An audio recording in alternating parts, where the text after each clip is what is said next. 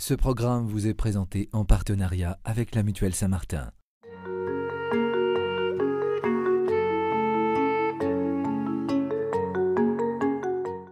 Tête en haut. Non, tête en bas.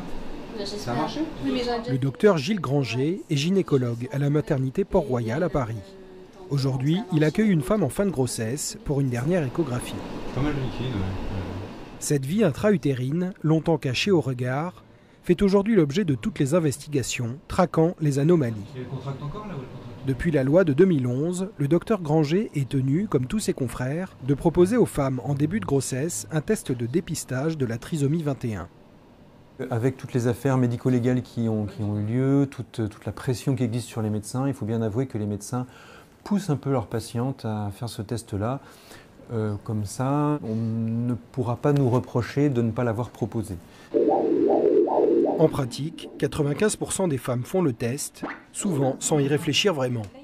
Toute la beauté de l'exercice médical, c'est de permettre aux patientes d'être libres dans leurs décisions, mais en même temps d'être libres, c'est-à-dire en même temps qu'elles aient compris, c'est-à-dire qu'elles aient compris les enjeux de ce dépistage.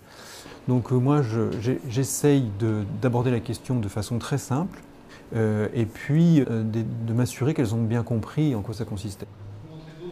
Or, la compréhension des enjeux de ce test est essentielle, car il enclenche une mécanique dont l'issue, en cas de dépistage, est presque toujours l'avortement. Sur les enfants trisomiques 21 dépistés, diagnostiqués, 96% sont éliminés par l'avortement. C'est la première fois qu'une population est totalement éradiquée sur le fondement de son génome et pour des raisons médicales. Donc c'est le premier génocide médical de l'histoire.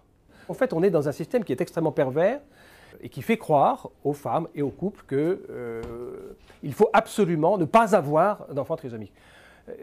C'est une idéologie qui est très lourde, qui est très forte, qui est très oppressante et que rien ne justifie en réalité.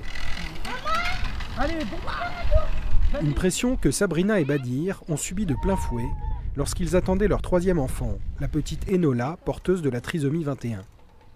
Ayant refusé le test de dépistage, c'est au 6e mois de grossesse qu'ils apprennent brutalement la nouvelle. J'étais essoufflée, je pensais que c'était à cause du poids, etc. Et en fait non, ça s'est avéré que c'est parce que j'avais beaucoup de liquide amniotique. Et ça n'inquiétait pas plus ma gynéco que ça.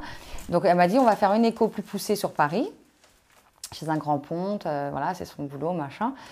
Et arrivée là-bas, je tombais sur un homme très froid qui m'a dit que rien n'allait, que les mesures étaient mauvaises. Il me dit c'est très grave et il me dit, je lui ai dit qu'est-ce que je fais alors, le parcours que je dois suivre maintenant, c'est quoi? Et il me regarde même pas et il me dit bah, on enlève ça et on en fait un autre. Avec le geste, hein. Je me rappelle très bien. Et là, j'ai pas parlé, j'avais plus de mots. Il m'a juste demandé de lui faire un gros chèque et merci, au revoir. Sabrina est sous le choc. Des examens complémentaires confirment une possible trisomie 18 ou 21 et le corps médical ne fait rien pour la rassurer. On nous a expliqué en fait qu'en gros, avec tous les dépistages qu'il y a aujourd'hui, on n'est pas censé garder un enfant différent parce qu'on a le choix. Alors que le choix, oui, on l'avait, mais nous, elle était déjà là. Quoi. Nous, notre choix, il était fait. Ouais, il était vite fait. Et elle bouge, elle a le hockey, elle joue, elle dort. Je la sentais vraiment vivre en moi. Et que c'était pas un fœtus que j'allais enlever, c'était un bébé que j'allais enterrer. Et que pour une trisomie, donc un retard, faut quand même remettre la trisomie à sa place. C'est juste un retard. Et non, on ne se voyait pas l'enlever, non. Voilà. Hein? T'es contente là, hein? Je râle quand j'ai faim voilà. Et quand je veux dormir.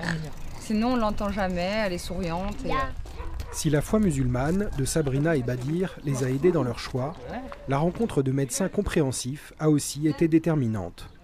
On nous a bien confirmé que c'était une trisomie 21 et que ce ne serait pas la fin du monde, que ce n'était pas un monstre qu'on allait avoir, juste un petit bébé différent, qui allait évoluer à son rythme.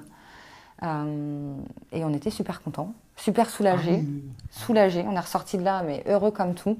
Et j'ai pu vivre la fin de ma grossesse beaucoup mieux, en préparant le petit lit d'Enola, les vêtements et ce qu'on s'interdisait jusque-là, quoi. Quand on se marie, quand on vit en couple, quand on s'apprête à donner la vie, il faut être capable d'imaginer la réaction à avoir quand on donne naissance à un enfant qui est malade ou qui est handicapé. Et ce qui a toujours été le cas dans les familles, ce qui a toujours été le cas dans les mariages, c'est que s'il était petit, s'il était pauvre, s'il était faible, s'il était malade, s'il était handicapé, on s'en occupait 2 fois plus. À partir du moment où on y a réfléchi avant, la difficulté est complètement différente. Samy et Noam, les frères d'Enola, ont immédiatement adopté leur sœur, avec qui ils aiment jouer. Tu veux lequel, Enola? Oui, tiens. Elle est un peu plus fragile? Oui, un petit peu. À quoi il faut faire attention? Il faut faire attention à tout.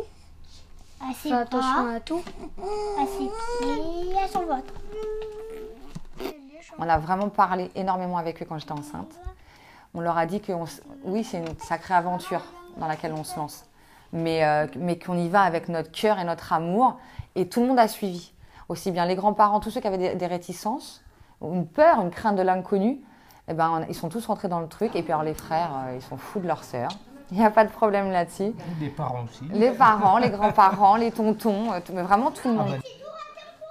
La vie avec un enfant différent, qu'il soit trisomique ou porteur d'une autre pathologie, mais trisomique c'est peut-être encore le plus simple, n'est pas du tout ni un chemin de croix, ni un calvaire. C'est la vie avec un enfant différent qui présentera des difficultés, mais aussi des joies. Alors après ça, il y a tout l'accompagnement possible dans le domaine médical, médico-social. Il faut y avoir recours, et il y a des aides, etc. Donc, je veux dire, ce n'est pas du tout la fin du monde, mais il faut arriver à se débarrasser de l'image extrêmement négative, qui est accolée à la trisomie 21 et qui est totalement injustifiée. Aujourd'hui, 96% des enfants trisomiques dépistés sont avortés. Un chiffre qui va sans doute encore augmenter avec l'arrivée de nouveaux tests de dépistage toujours plus efficaces que vient d'approuver le Comité national d'éthique.